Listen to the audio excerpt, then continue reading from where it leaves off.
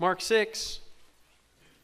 One other announcement, ladies. The women's Bible study has resumed, and they'll be meeting Tuesday at 7 p.m. And also Wednesday at 10 in the morning, not 10 p.m.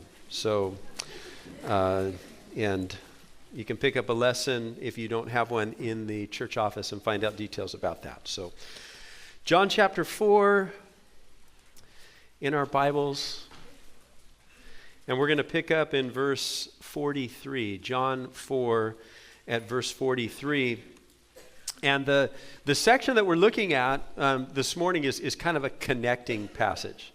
Okay, so it's like when you're traveling somewhere and you're heading, if you go in the early days of my going to West Africa, I always had to go to Amsterdam. And I didn't want to go to Amsterdam. I wasn't necessarily desiring to go to Amsterdam, but every trip I ended up in Amsterdam, and it was because it was the connection, and so I would, hang out there. Anthony and I, one time we were there together. We spent 9 or 10 hours in Amsterdam, wandering around together, but that wasn't our destination. That wasn't our goal. And here in John chapter 4, we're kind of at that place. We're going to the next destination, which is we're going to see is Cana. We were in Samaria last week where Jesus ministered to that woman at the well, and then we saw the whole town coming out and hearing Jesus, and many trusting in him for eternal life. And then he's going to head to Cana, and he's going to do a work there. But our text is going to be that we're going to be in Amsterdam. Okay? We're going to be in that traveling portion, the connection. Verse 43, let's take a look. Now after the 2 days, that was 2 days in Samaria, he, that's Jesus, departed from there and went to Galilee. So he's en route. And they would make that journey north up to Galilee. And we're told in verse 44, for Jesus himself testified that a prophet has no honor in his own country. So when he came to Galilee, the Galileans received him, having seen the things he did in Jerusalem, for they'd gone to the feast. And then verse 46, so he came again to Cana of Galilee. So John just tells us about this journey. They're in Samaria, and they're heading up, and they go up to Galilee, but Jesus doesn't go where we might expect him to go after being gone for 3 or 4 weeks. We'd expect, if you traveled and you were gone for 3 or 4 weeks, where are you longing to get? Home, right? And for me, it doesn't really matter where I've gone. I can be places that I don't particularly like, and I can't wait to get home. I can be places that I really, really like, and I still reach a point where I just want to get home. It's comfortable. I love here. I want to be here. And so for Jesus, he's been gone for a little while, and they're starting to head back up, but he doesn't go home. Doesn't go to, where was his home? Nazareth. He didn't go there.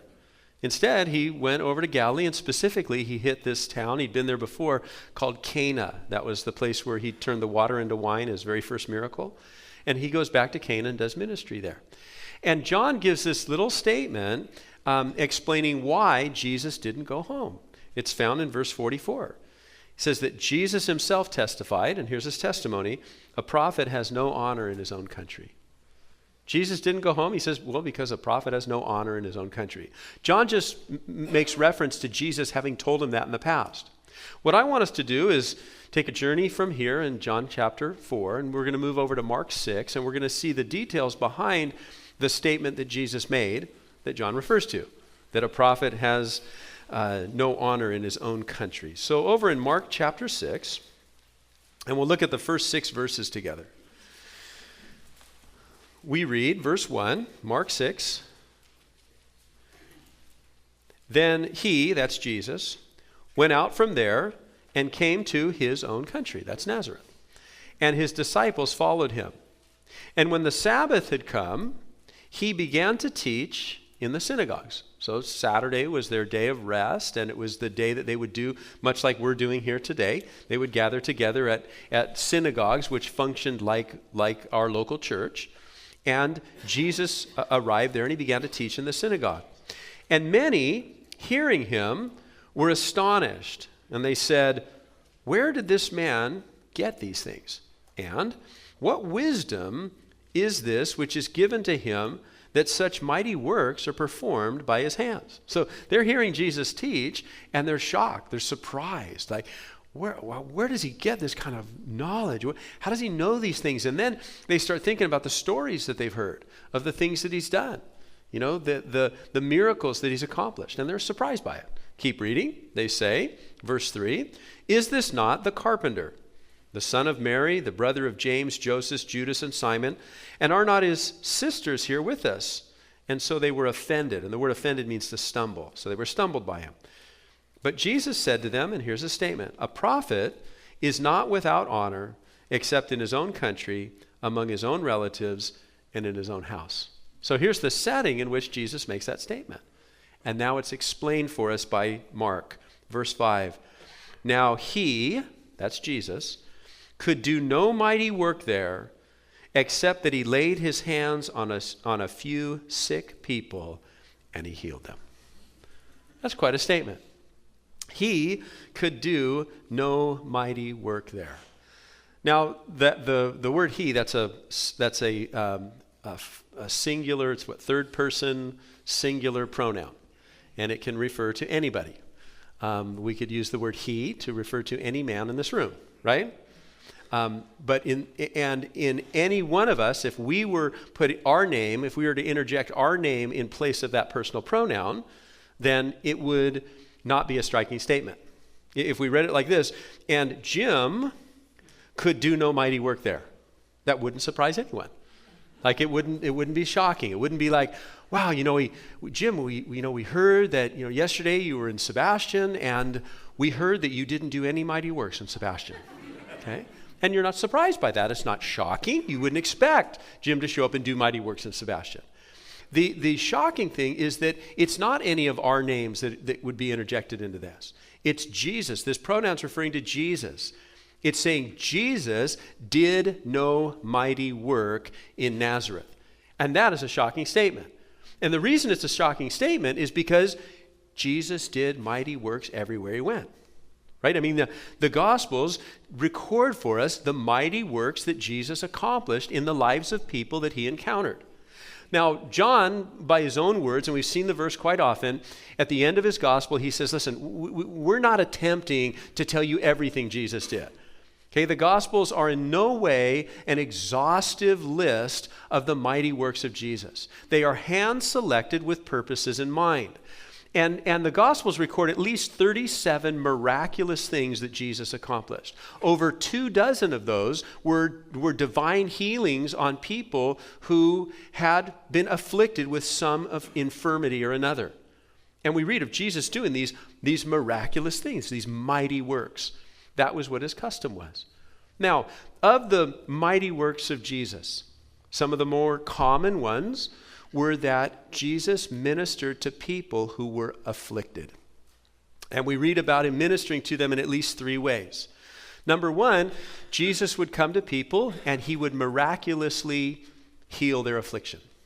And there are a number of cases where that takes place. We read of things like a man who was paralyzed. And Jesus looks at him and he says, rise and walk. Okay, that's a miracle when a paralyzed man gets up. Okay, we read about Jesus coming to a man with leprosy, and Jesus simply touches the man, and his leprosy is removed. That's a miraculous removing of an affliction in a person. But there are other cases. A second way that Jesus ministers to people is kind of a more gradual healing of them. There's a case where Jesus came to a man, and he was blind, and so Jesus made this ointment out of the dirt, and he rubbed it into the guy's eyes, and told the guy to go to the pool of Siloam. And when he went to the pool of Siloam and he rinsed his eyes out, he was healed. Okay, now did Jesus make a medicine out of dirt, that sitting in the eyes for a period of time was able to heal whatever the cause of blindness was? I don't know. I just know that he made an ointment, put it in the guy's eyes, told him to go to the pool, rinsed it out, and he was healed. Okay, so it's more of a gradual thing. And that might be a picture or might have an application in the fact that there are times where God will heal us. He'll use more sort of conventional methods to heal us. Still a miracle. I mean, anytime you're broken and you get fixed, is a miracle. God, like, that doesn't happen with your refrigerator, okay? Just leave it, your refrigerator stopped working, and you call the repairman, he comes out and he says, just give it some rest. Leave it alone for a few days, don't open or shut the door, don't come back, it does that. It's common, this happens, okay? Our bodies are miraculously designed by God to be able to heal themselves. And sometimes, applying some of those things might help. You go to the doctor, I don't know what's wrong, I just feel terrible. And the doctor says, well, you probably need to change your diet. Okay, that might, it got real silent. Okay. By the way, just a little bit of information.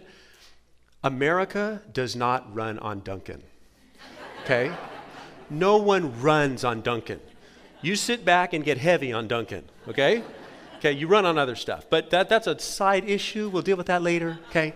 But there's just that basic idea. It's like, well, sometimes the Lord will minister to our affliction in sort of a more conventional way. Then we have cases where the Lord ministers to our afflictions, or ministers to affliction, does a mighty work in someone's life who's afflicted by not providing any healing. Sort of in the latter half of the New Testament, the main character that we follow is a guy by the name of Paul. He was the golden boy of the latter half of the New Testament. He's this guy that's so mightily used by the Lord. He wrote at least 13 books of the Bible. His stories told from, in detail from Acts 12 or Acts 13 forward through chapter 28. And so there's these great details about his life. And we come to a point in Paul's life where he was afflicted and where he went to the Lord to do a mighty work in his life. And he tells us that he calls this affliction, it was a physical infirmity, but he refers to it as if Satan were buffeting him. Okay, to buffet. Okay, the word buffet, what does that mean? B-U-F-F-E-T. What does it mean? It means to beat on, right? Okay, there's a homonym for buffet, which is what? Buffet, right? They both mean the same thing, okay? One case you're getting beat on, the other you're beating on it. But it's like he's saying, Satan's like eating me for lunch. He's devouring me. He's taking me down. Okay, it's this physical infirmity that he's going through. And in 2 Corinthians 12, it'll be on the screen. Paul writes about his circumstance. He says this: concerning this thing, this being buffeted by Satan, I pleaded with the Lord 3 times that it might depart from me. Pleaded with the Lord. That's a reference to prayer, right? But that's not the kind of prayer like when you're praying for your meal. Okay, you're not pleading with the Lord. Lord, thanks for my sandwich.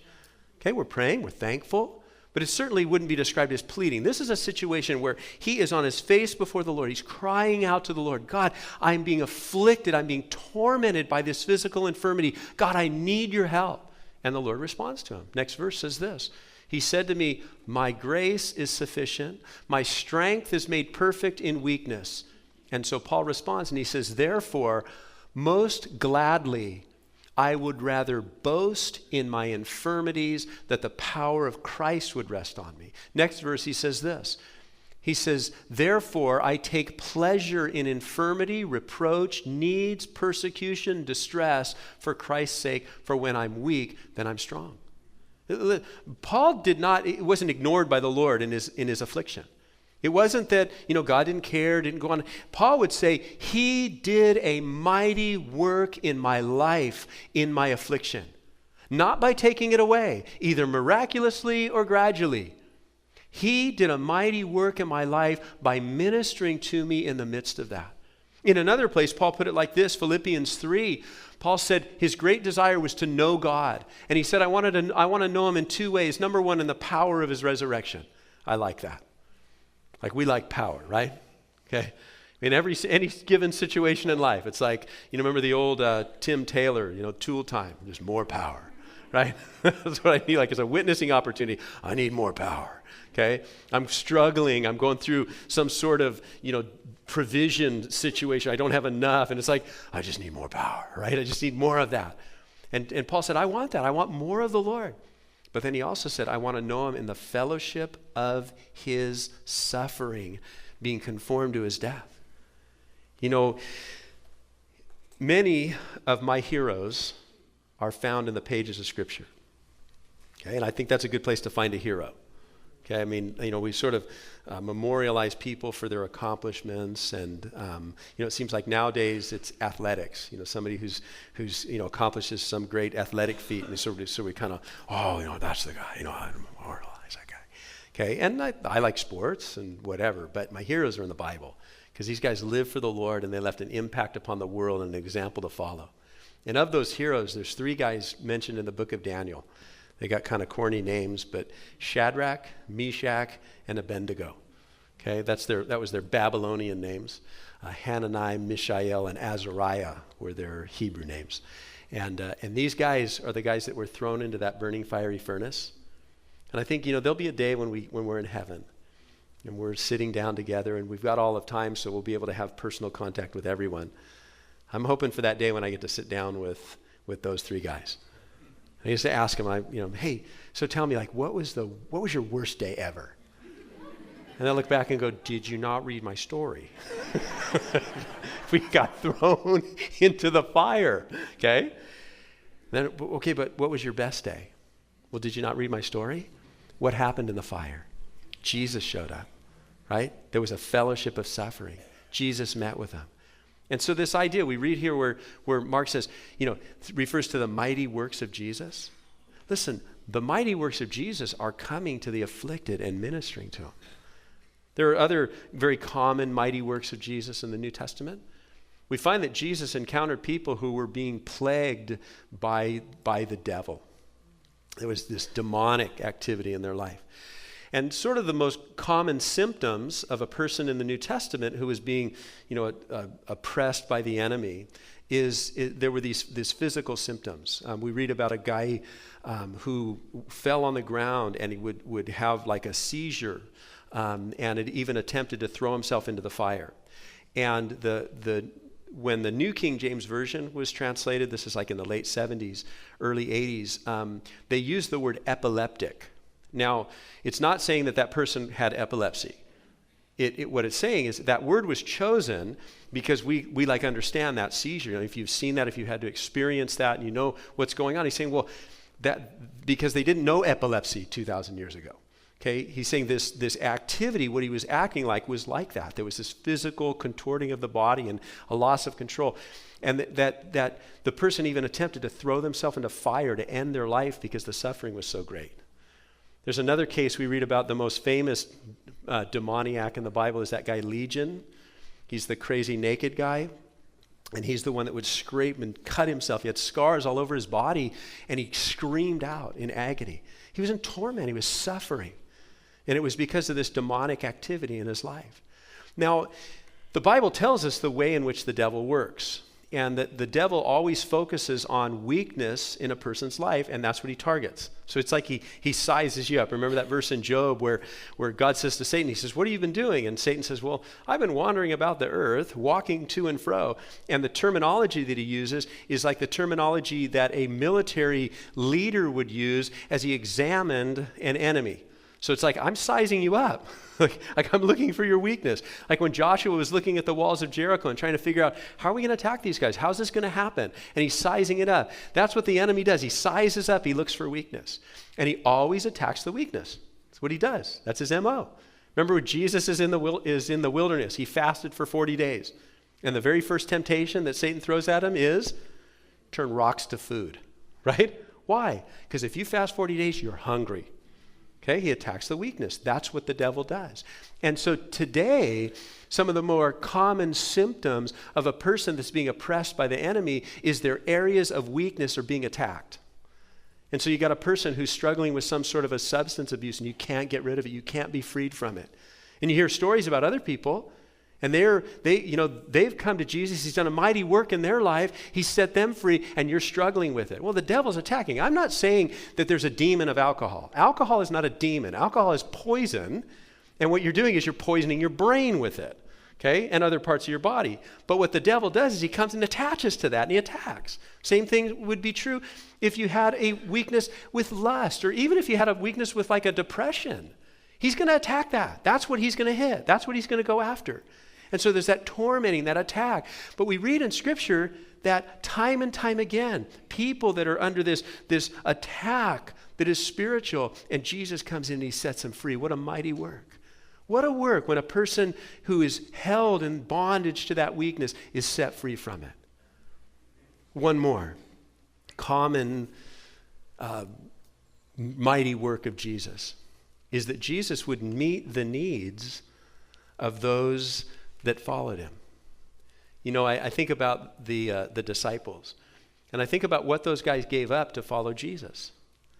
And you know, Matthew was a very wealthy man, a very successful man.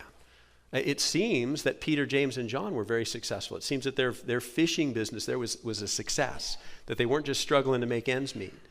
And they left everything and they started following Jesus. And when they left everything and started following Jesus, they now had very little. Jesus described to them when, you know, foxes have holes to sleep in, and birds have nests made out of twigs and trash to sleep in. And he said, I don't even have that. I don't have anywhere to lay my head. Okay, now that's not a big invitation, is it?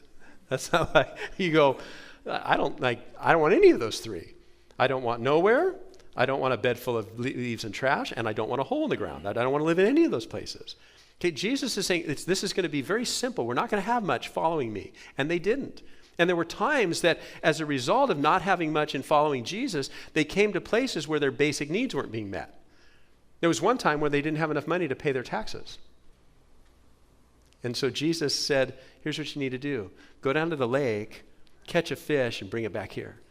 They caught a fish, they brought it back, they opened it up, and tax money's in the fish. That's awesome. It's like, wow, here it is. Lunch and tax money. Okay, he provided for them. There are very few stories that are recorded by all four gospel writers. Okay, there's only a couple of them. And one of those is the feeding of the 5,000. Every one of those guys thought it was important to tell that story. What is behind that story? Well, there were 5,000 people, and they were hungry, and all we had was one lunch. Okay, 5 loaves, 2 fish. That was a good sized lunch. You know, a couple people could eat it. And the Lord provided enough to meet the needs of every single person that was there. What is the mighty work that Jesus does? Well, he meets the needs. He provides provision for those in need. He does mighty works. That's what Jesus does. And you know, it's interesting if you travel to Israel and you walk around, there's something about being there. It's exciting because you go, okay, what happened here? like that's what you do. You're driving, you go, okay, stop. What happened right here? Okay, and this last time when I was there in November, and we hiked up on this hill, and we're overlooking. We're in Philistine country, and we are where the Philistine army would have camped to do battle against Saul and his army, and that was when Goliath would walk out into the field, and then David came down to fight him. And we're standing there. You could see the whole layout where the Philistines camped and how their army would have approached and the route that Goliath would have taken down this hill out into and how David would have come down from the other hill. You see the whole thing. Oh, that happened right there. It's another area we're driving and we stop and we're looking out over this plain, and it was the place where the sun stood still when Joshua and the guys were out in that battle, and the sun stopped for a period of time in the sky. We drove by Joppa. Joppa was where Peter went and preached to Cornelius and his family. The whole family got saved, and that was the first time where the apostles began to see that the gospel was not just for this little isolated part of the world, but it was for the whole world. Went to up in Capernaum, standing at the very site where Jesus called Peter, James, and John. Put my feet in the very water where those guys would have fished and caught nothing, and then followed Jesus and caught men. And so everywhere you go, it's like, oh, this is awesome. What happened here? What happened here? But then you know what? When you pull up to Nazareth, what happened here? Nothing. Nothing. Imagine that. Imagine that. How it's just, he could do no mighty work there, except he healed a couple of sick people, but nobody even felt it necessary to give details of that because it was such a minor thing. That to me is striking. The same Jesus that healed afflicted people and ministered to them in their suffering. The same Jesus that set people oppressed of the demons free. The same Jesus who provided for the needs of those who were at want. This same Jesus could do nothing in Nazareth. We're told why. Take a look with me. Verse 6. We read, and he, that's Jesus, marveled because of their what? He marveled because of their unbelief. What was the cause of Jesus doing nothing in the lives of those in Nazareth? Unbelief. Okay? They didn't believe. The word unbelief, it's the word for faith, and then it has the negative prefix in front of it. Okay? So it's the word, it's like, what's necessary in order to see God do mighty works in our life? What's necessary? Well, faith. Faith's necessary, okay? And these guys had the negative prefix in front of faith. They had no faith. Now, faith is an interesting word. It's one of those words that we've really mysticized, and it's kind of we've created this sort of really ambiguous idea of like what faith is. Like if you were to say, well, what is faith? Well, it's you know, and we like, what is this thing? We've done the same thing with love. Like love is so confused. You know, we think of it as if it were like an emotion. Okay, and love is not emotion. Love is an action that we choose to express to others, and that when we express that action towards others, then the emotions catch up with it. Okay, and that's why sometimes marriage is so difficult, because we stop doing the actions, and as a result, the emotions kind of wane. And if we get back to doing the actions, get back to making the investments of love action to one another, the emotions will follow. Okay? But we mysticize it. We make it ambiguous. And the same thing we do with faith. We think of faith as like something inside, like I'm feeling it. Oh, here it comes. Here it comes. Oh, my faith is coming. Okay? Listen, the word faith, let me give you a synonym. Trust. Trust. Here's what faith is. Faith is God makes a statement, and I choose to believe that that statement is true and act upon it. That's what faith is. And these guys all around Israel, walking around, especially in the area of Capernaum where Jesus made his base camp and did many of his miracles. What happened was Jesus made statements and people chose, I believe that's true, and then they acted upon those things.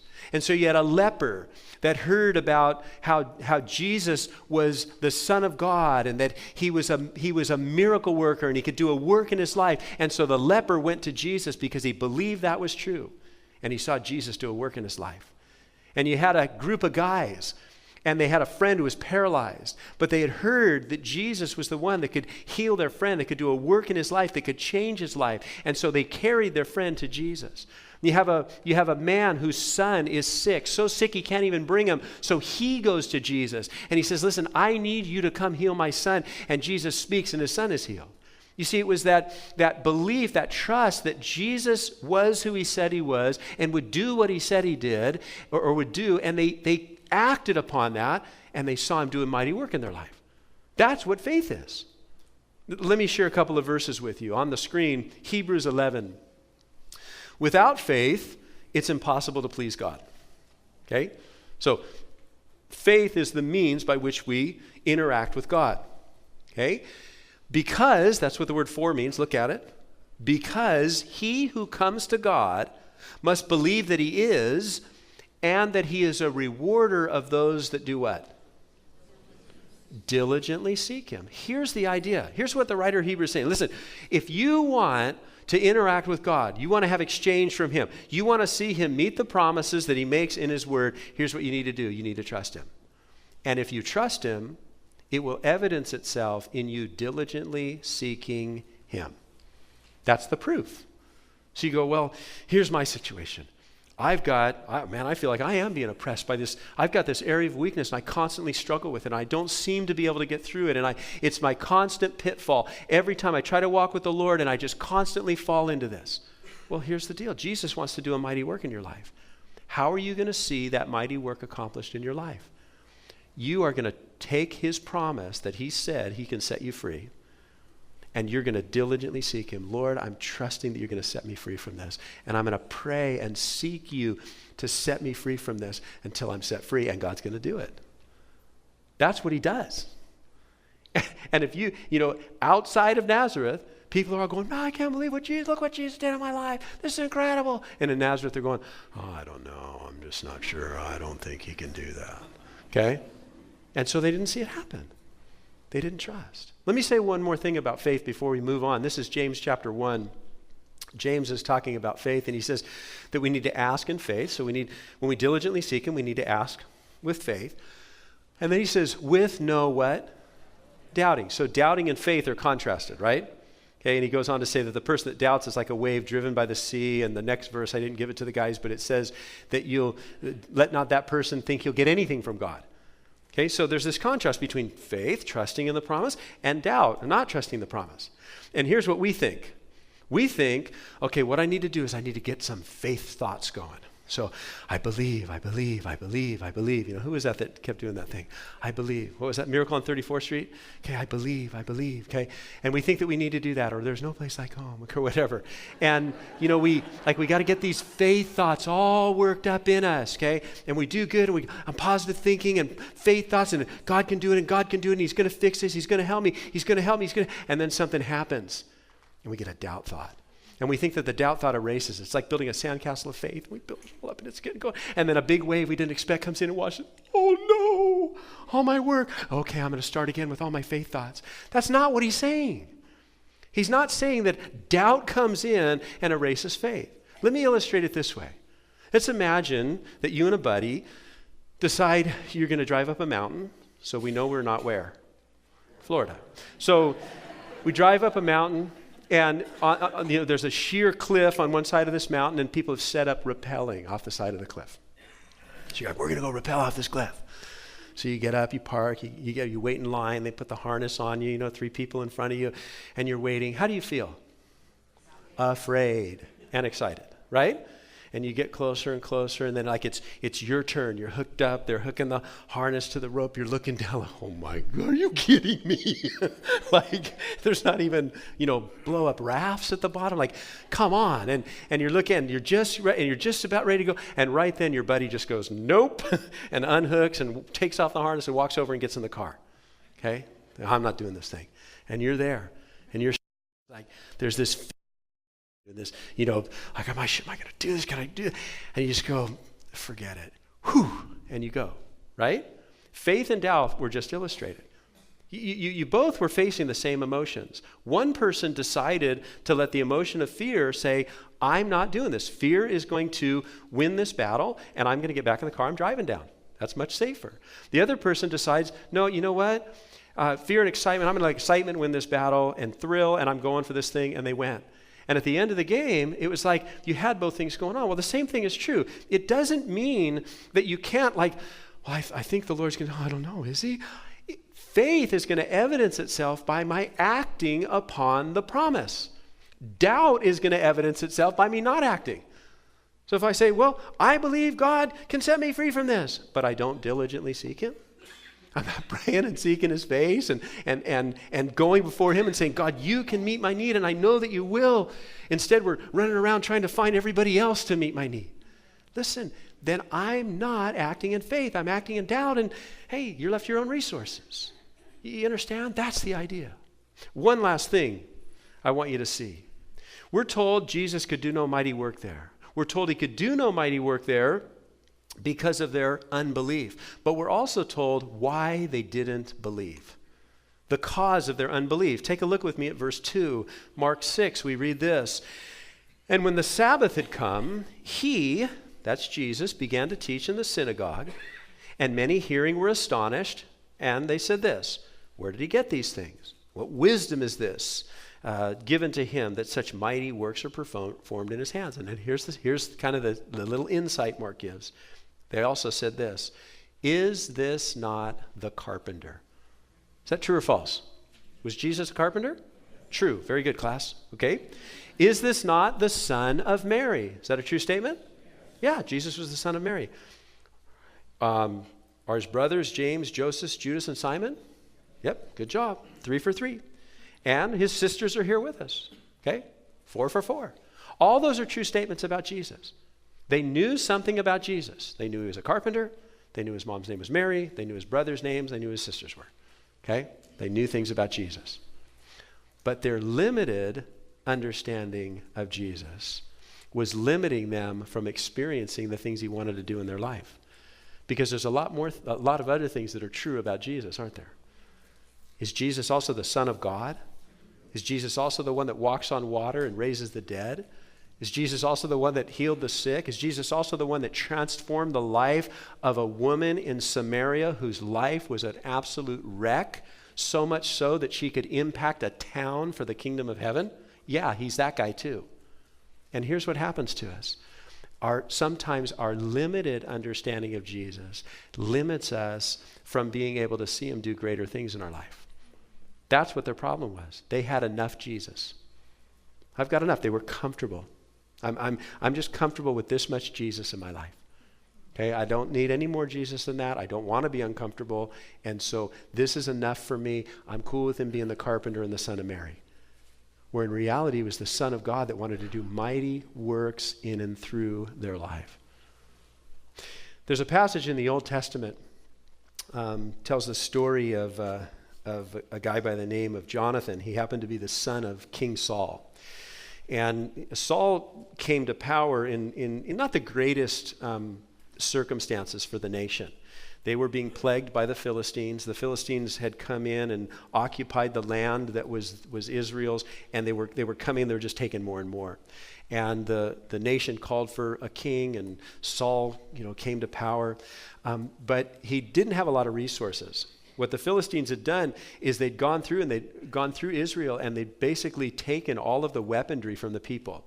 And they even took and knocked down any of the sort of blacksmith shops, and took all of those materials away, so that even the farmers, if they needed to sharpen their tools, they had to go to the Philistines to get their tools sharpened.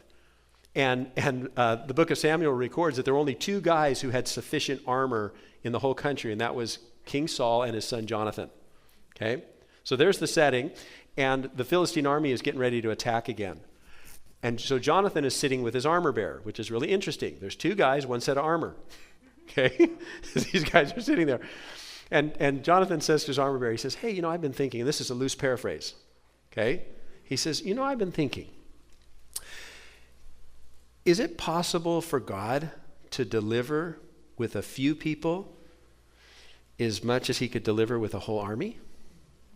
And his armor bearer says, yeah, that seems to make sense. Like if God is the most powerful component in the equation, it really doesn't matter, how many are with him. Right? I mean, basically the idea is if we said, hey, we're going to play a soccer match after the service this morning, it's going to be me and God against you guys. Okay? Who wins? Well, I win, right? I'm on the winning team. You go, oh, but Jim, you don't know. I lettered in soccer. And I say, so what? I have God. Okay? Okay? I mean, that's the idea. I mean, we are going to win. And so they realize, I think, well, yeah, if it's just us and God, that's the same as an army in God. And then Jonathan takes it from the realm of the theoretical into the realm of the reality. And he says, hey, let's do this. I'm sure the guy went, can I change my answer? But he says, let's go to the where the Philistine army is. Let's go to the hill overlooking that army. And then let's go see if God wants to use us to deliver the whole nation. And what we'll do is we'll hide behind a rock. And then we'll step out behind the rock. And if the Philistines look up at us and they say, hey, you guys come down here, you Israelites, then we'll know God's with us and we'll go down there and we'll see God defeat them. But if we step out and they say, hey, look, Israelites, let's go get them, we'll know that we were being presumptuous and we'll run really, really fast. So they go and they're behind the rock, and then they step out behind the rock, and the Philistines go, come down here. And Jonathan looks at his armor bearer and goes, this is the Lord. And they go down. And you got 2 guys willing to step out of their comfort zone and see what God wants to do. And God accomplished a great feat through these guys. Listen, that's what was missing in Nazareth. People that were willing to say, listen, if God is in the equation, anything is possible. And so we're going to put God in the equation. We got to diligently seek him. We got to get before him and just say, God, you've got to do this. And I think that perhaps there's some of us that we've had baggage in our Christian life for a long, long time. That it's time to just go, okay, Lord, if you're God, if you're real, you can remove this. You can give me victory. You can change my life with this thing, and it doesn't have to hold on to me any longer. And you can move forward. But you got to be willing to trust him. You got to be willing to say, hey, with all the trepidation, all the different emotions, I'm still going to act in faith rather than act